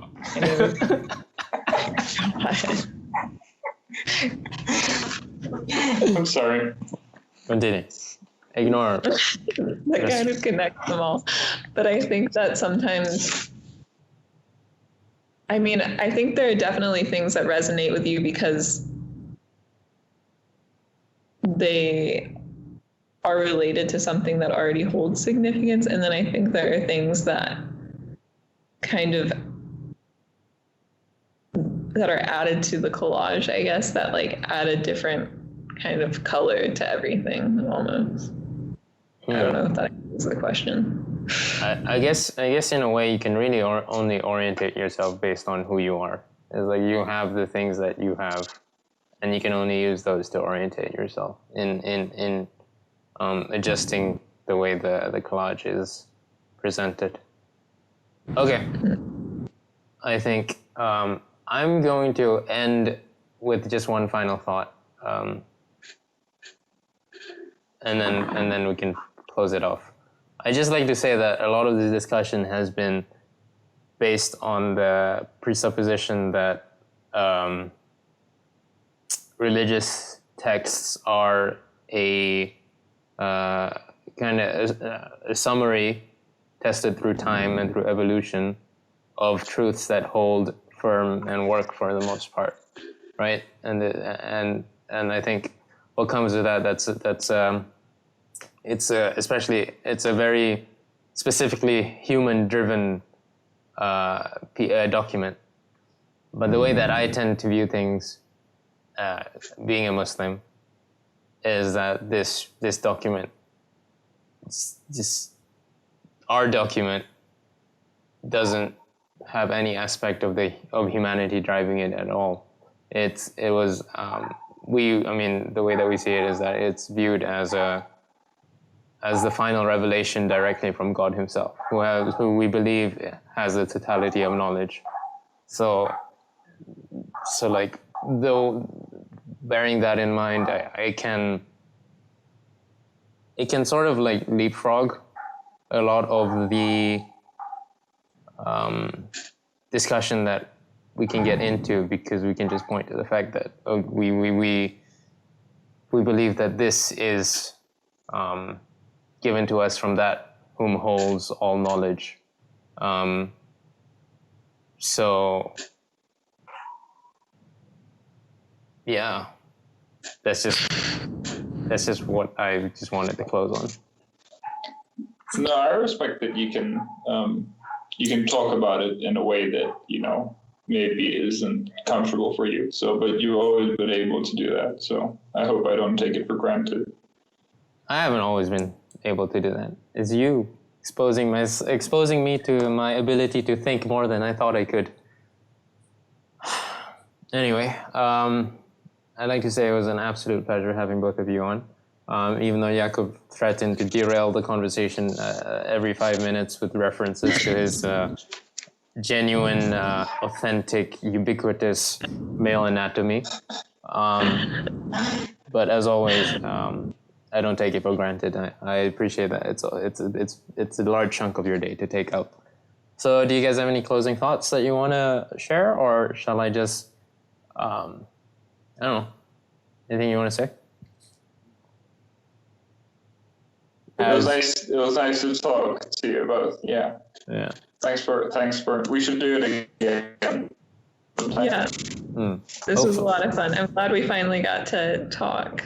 Yeah. Like a long conversation. Yeah. Hopefully we can get into a place where Jakub isn't connected to Russian Wi-Fi. Yeah, I'm sorry. Yeah. All right. Anyway, Bailey, Jakub, it's been an absolute pleasure. I don't know what you guys are doing after this. Not that it matters to me at all, but I will. Yeah,